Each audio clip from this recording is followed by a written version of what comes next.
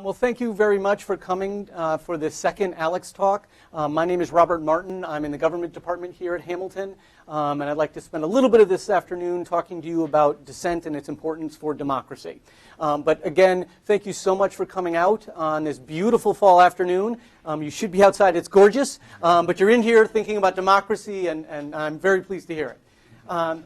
So on second thought, well, we've locked the door, actually, so you're stuck for 30 minutes. I will try to keep this brief so I've got some chance for you to ask questions. So again, what I want to talk about today is dissent, which has a lot to do with disagreement. And I imagine you might, at this point in our election cycle, and given the partisan nature of America at this moment, historically, be thinking, you know what, maybe not so much. Thanks, but no thanks. And I don't quite mean the disagreement that we often see in our politics today. Right, that's often sort of two established figures arguing, yelling at each other, right, on TV. But that tends to do nothing more than establish those two views, those kinds of people, those ideas as the established, accepted ideas. And in that way, often closes the door to broader, more genuine dissent. So what do I mean by the dissent I want us to focus on? By dissent, I mean any expression, practice that challenges the status quo. Okay, so what do I mean by the status quo? The status quo is any norm, practice, institution, of course law, right, that supports the existing way we do things. Right, so I'm a political philosopher, pretty conceptual here, right? I'll get to some examples, I promise. But right, so the way we do things at status quo sort of norms, right? That's what I'm talking about as a sort of status quo that dissent really needs to challenge for democracy to be legitimate. Now, what that means is a couple of things. One, when I talk about dissent being a challenge to the status quo, and that status quo is the established way of doing things, right? Then it's going to necessarily be relative to that moment, to that place. So for us today, right, the status quo broadly on this planet, we might say the status quo is one of global capitalism, right? And so fair enough. But that might not be the status quo. So dissent, if we think about a world of global capitalism, it would be those who advocate socialist views, right? But in a different context, say a Bernie Sanders rally, right? Advocating for socialism is not so dissentient. It's not really challenging that status quo. In that venue, speaking out for global capitalism might be a more dissenting sort of view. So dissent is relative. It's also not perfect. Right? It's not always perfect. It's not always perfectly just. Democracy needs dissent. That's what I'm arguing. But you'd probably grant that a popular government in this era needs elections. But of course, elections aren't always perfect or perfectly just. So both dissent, like elections, right, both of them can be manipulated, and they're often manipulated for the status quo, right? That happens sometimes, and that will happen as well to dissent. So we need to think about sort of in what way this dissent is working. But again, I'm trying to make this case that for any kind of popular government to be truly of the populace, right, there has to be those challenges to the established order, right? In a monarchy, that won't matter. The king decides. In an aristocracy, we can leave it to a hereditary nobility. But if it's going to be popular government, then the populace has to take some command of the ideas of an era that sort of drive our thinking. But that means we need to do a better job if it's going to be democratically legitimate. And dissent is that, again, that force, those ideas, those practices that challenge us to think again about the established way we do things. But that's problematic because we tend to be very status quo sort of biased. Now, I'm not a cognitive psychologist, so I'm not going to get into that research, but cognitive psychologists for decades now have been looking into the ways in which we are sort of biased, just sort of psychologically, towards the status quo. Presented with two options, you know one is better than the other, but you're used to the other, it's the status quo, you choose that. Even while you know that that's not better for you. So we have this sort of status quo bias built in, which makes dissent difficult. My colleagues in the government department, good social scientists, right, could walk you through the ways that much of the inequality in our society, right, race, class, gender, sexual orientation, religious divides, right, can make dissent more difficult. Right, it empowers a certain status quo, and it makes it more difficult for us to challenge that status quo. But I'm neither a cognitive psychologist nor an empirical social scientist. I'm a political philosopher, so I'm going to give you our take on this problem. Sadly, it's still a problem, right? So here's the issue, right? If we want to have this legitimating dissent, right, that would provide the legitimacy to our democratic outcomes, the policies we have, the norms, the practices we follow. Here's the problem. It's something that we call the paradox of founding. And the idea here is when you think about anything we do, a law we have, a practice, an institution, right, we often think it's legitimate because it was established in some way that was itself democratically legitimate, right? This, however, means that if we think through this, what we end up with is this infinite regress of reasons. That we're always sort of saying, well, this norm, practice, established institution, law, right, is legitimate because of a prior sort of legitimate arrangement that gave birth to that norm, law, institution.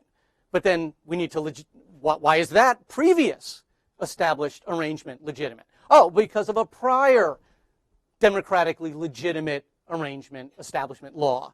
Well, why is that democratically legitimate, right? So we keep going back.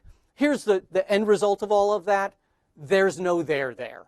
When we keep going back, we get this infinite regress, and there's no foundation that is in and of itself democratically legitimate.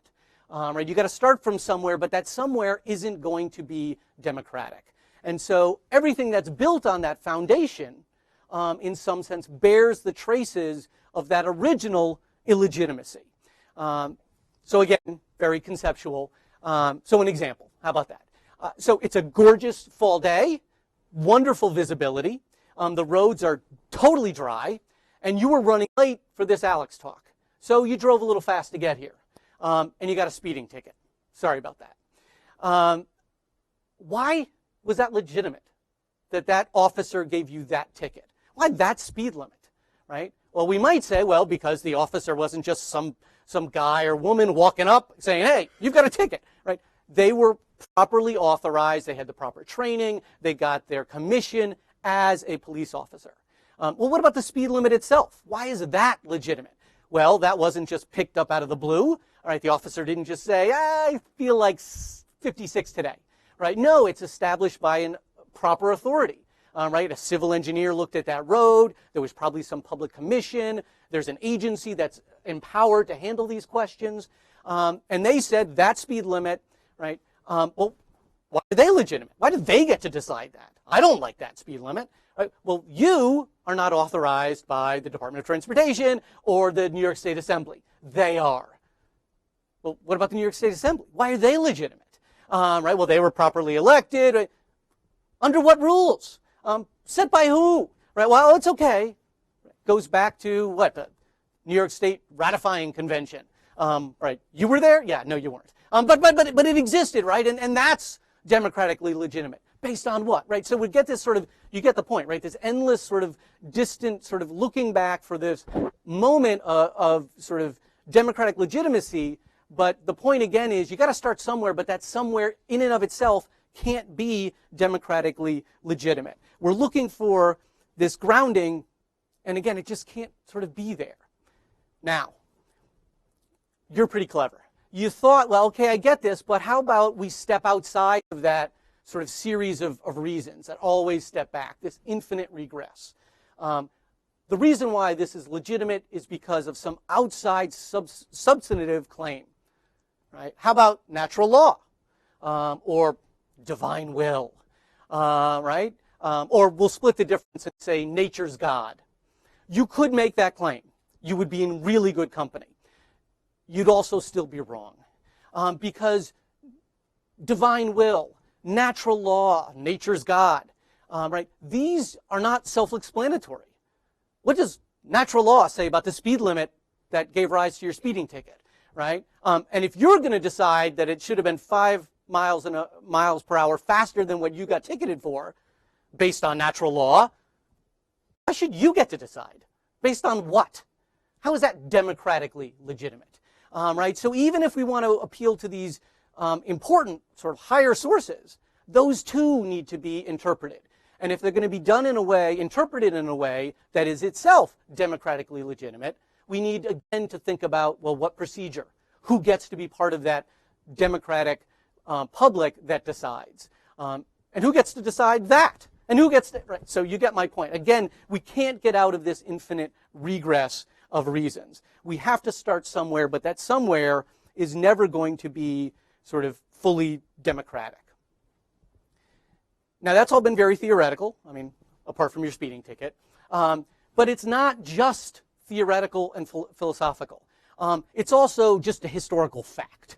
Right? So I trace your speeding ticket back to the New York State Assembly and the New York State Ratifying Convention, which gave rise to the New York State Constitution. Right? Well, why does New York State get to decide these things? Well, we do have a supreme law of the land. The U.S. Constitution, right, sets up a federal structure and gives the New York State Assembly, right, the right to make these decisions, right, the power to do so. So what about that? What about the U.S. Constitution? Well, I got news for you, especially you fans of Alexander Hamilton, right? The Philadelphia Convention of 1787, including Alexander Hamilton, right, they were a bunch of scofflaws. What they did was illegal. Okay, fine. Extra legal, whatever you want to call it. It was not in keeping with their authorization. Right? They were sent to Philadelphia to propose amendments to the Articles of Confederation, the existing Constitution. They did not do that. They said, yeah, nah, we want to do something else. Based on what authority? Us. We've decided. This isn't what we're going to do. We're going to propose a whole new Constitution. And you say, but it's ratified by these state conventions. Right? Well, who decided they should ratify? More to the point, how many states had to ratify? All 13? Right? The Articles of Confederation, the existing Constitution at that moment, said that any amendment had to be with the unanimous consent of all 13 states. So not only do these guys say, you know what, we're not going to do what we were told, we're going to scrap the whole thing and come up with something else. But then we're going to set up ground rules to approve that something else that change the rules completely. And again, based on whose authority? No one's. That's what I mean by this paradox of founding. Right? And this is the Philadelphia Convention of 1787, the very project that starts the modern project of democratic constitutionalism. Right? So, and this is what I mean by you can't find that sort of starting point.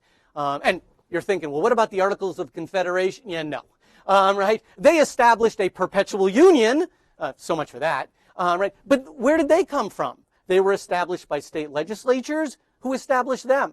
Revolutionary committees of correspondence said, ignore those guys, the previously established legal bodies, the Crown's legislatures, and we're just going to start our own version. Right? So we're always sort of stuck with this sort of foundation of our democratic practices, norms, activities that is always, in some sense, bears the scars of that original founding illegitimacy. That's all I have for today. Sorry about that. No. Right. Luckily, in my remaining minutes, I'm going to tell you there's a way out.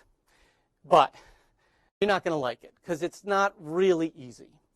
Well, here's the easy part. The easy part is just change the way you think about this problem. We've been backward looking, right? Looking at the previous norm, rule that gave rise to this legitimate use of power. But, well, why was that legitimate? That's all backward looking. If we reorient our thinking to be more forward-looking, what we find is that we can, in fact, get out of this in a way. What we need to do is not think of this as a sort of foundation upon which we build our democratic legitimacy. What we need to do is think about this beginning as inaugurating a sort of ongoing, self-correcting process of legitimation. right? That the present and future legitimation comes from our efforts, right, to make legitimate what is otherwise illegitimate. And that brings me back to dissent, to the irreducible centrality of dissent, because that's what challenges this status quo that otherwise bears these traces of the founding illegitimacy of any democratic system. This is the way in which we can move forward in trying to, again, legitimate what is otherwise illegitimate. But again, that's not easy because we don't want to deal with, we like the status quo. It's easy, right? And, right, again, there's all these things that mitigate against us challenging the status quo that make dissent hard. But it is, again, ultimately what we need for democracy to be legitimate. Otherwise, our democratic practices bear the traces of this original and ongoing illegitimacy. And so the burden is on us to recover and redeem that democratic project through endless, ceaseless dissent. I'll leave it there, and I'd really like to get your dissenting comments on my presentation this afternoon. Thank you. Yes, please. So why isn't each of those instances you described an act of dissent? It's foundational. And isn't everybody agreeing not to dissent effectively an acceptance, and isn't that legitimate? Right. Right. So again, on the second point, again, I guess I would say that it's often the case that that we sort of fall back on these things. Right. It's easy to go along. We have a status quo bias. It's easier. It's looking forward. We're all here today. Do you want to change any rules? Oh. No, we're going to live with these rules. I'm not saying anything about what's happening. Okay. We got these rules. We want to accept them today. Right. Absolutely. And I'm glad you're all here. Who isn't here? Are they affected? Do they deserve a role? Right? If we do that, how many of us are we? We're 30? Right? Is that democratic or oligarchic? Right? Who decides who is that democratic body? Right? That's an endless, unavoidable problem. Right? Do you think your 2-year-old should be a democratic citizen? If your answer is no, we've got to make those decisions. Who are we including? Who are we excluding? On what grounds? And how can those grounds ever be sort of democratic? Right. But back, your first question, I'm sorry, again, was? No, I'm just saying, I thought that each of the examples, changes of government that were revolutionary are in fact, Okay. examples of dissent. Right, right. So this first question, right, was about sort of looking forward, right? What if we decide this all together? And again, who's the we, and how do we decide? So those are decisions that have to be democratically adjudicated. And again, we can't do that, right, without sort of starting and saying, all right, it's going to be us who showed up today. Right? But this original question of like Philadelphia in 1787, right? If they were changing the articles, why weren't they this dissent I want? And to some extent they are, right? But on the other hand, right, who are we talking about here? Right? Alexander Hamilton, James Madison, George Washington, right? Ben Franklin. These guys really not the status quo, right? These guys not really the sort of powerful sort of figures, right? And as a historical fact, once the Constitution was proposed, right, anyone who even just in a milquetoast way suggested that the Constitution as proposed wasn't perfect was shot down, right? Literally threatened with tar and feathers.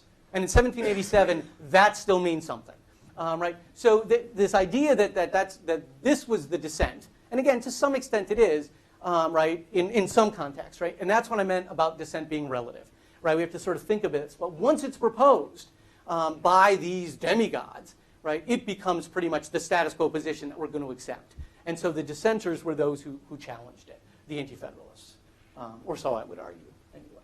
Other questions about dissent? Yes? I'd be very curious to hear what you have to say about referenda as a way of dealing with dissent or trying to deal with or make something legitimate. We've had the Brexit vote, the peace deal, which wasn't approached. Right. What does a political philosopher have to say about referenda? Is that an effective tool or? Yes and no, right? Yes, right. We're as bad as economists, right? Absolutely. So are referenda, right, really democratic sort of mechanisms, or are they in some way sort of very powerfully problematic for democracy and for dissent? And again, it matters in sort of how it plays out, right? So a great example. So by and large, right, they're very helpful, right? They're very dissentient, I would say, in the sense that they're not our standard way of doing things. Right, they do sort of bring in other players, other folks. They're not, the agenda isn't often set by the established lawmaking bodies, right? So all of those reasons that we originally had referenda, that they were created, right? Recall mechanisms, right? To say the people want to pull out this particular official, right? So they have a lot of sort of dissentient sort of practice built into them. And so that, in many ways, is powerfully dissentient and democratic. That said, as I said at the outset, right, elections, dissent can often be manipulated by the status quo, and it often is. And this is often a great example, right, that once this tool exists, right, who uses it? Right, groups of people who got together and worked together from the grassroots, sometimes.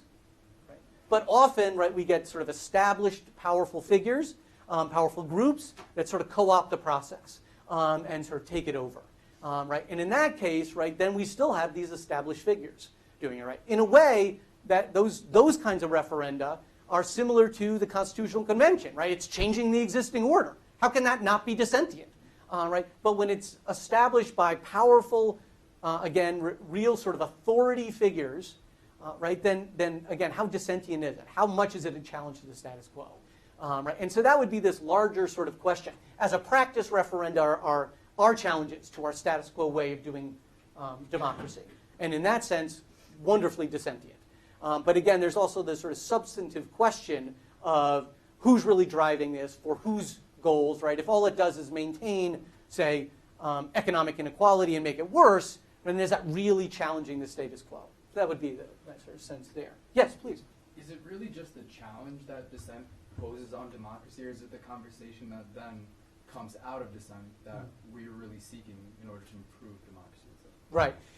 In large regard, I guess I would say it's actually that conversation, right? That forces us to rethink our standard ways of approaching issues, problems, laws, institutions. So it forces us to reflect on those and to think that they're really the best way. In what way might they have these traces of illegitimacy? Who's been left out that needs to be sort of brought into this democratic polity?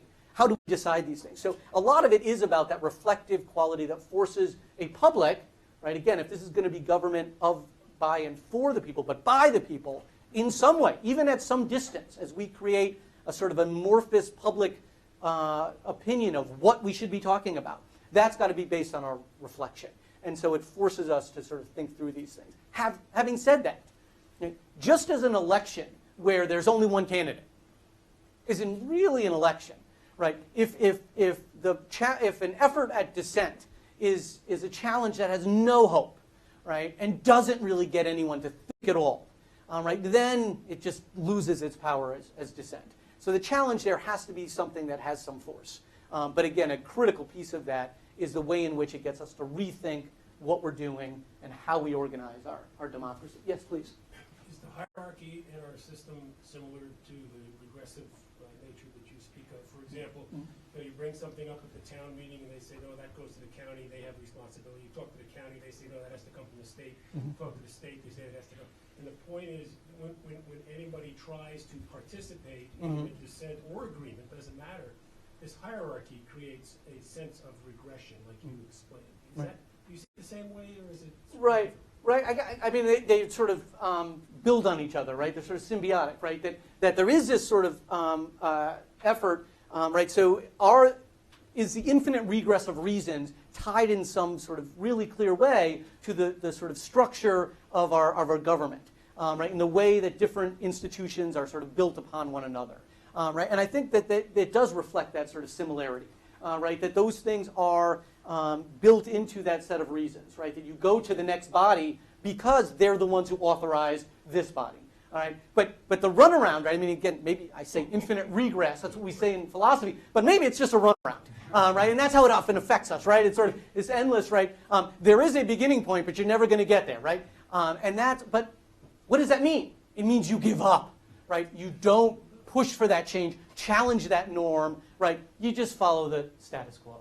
Right? So in that sense, the very structure of it builds in its own protection. Right? The status quo is sort of solidified in that way rather than challenged. Again, this is part of what makes dissent so difficult, as important as it is. Do we have time for one more question? Yes, quickly. Yeah, dissent is legitimate by the definition of democracy, what are the boundaries of dissent? Right, excellent question.